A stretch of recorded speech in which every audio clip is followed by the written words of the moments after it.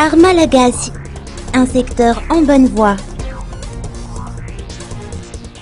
De nombreux artisans ont été satisfaits de l'écho de la francophonie dans leur secteur.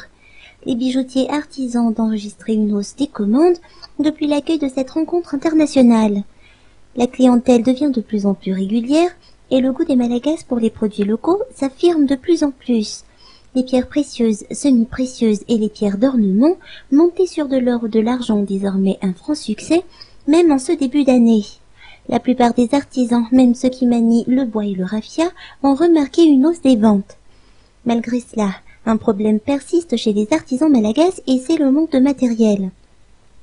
Certaines machines destinées au traitement des matières premières et à la finition doivent être importées et coûtent cher. Or, c'est dans la finition et le traitement que se distingue l'art en lui-même. Certains travaux doivent être faits main, mais certaines étapes nécessitent des outils performants et à la pointe de la technologie. Pour pouvoir se placer à l'échelle internationale et répondre aux normes exigées par la clientèle locale et étrangère, les artisans ont tous besoin de cette coûteuse innovation.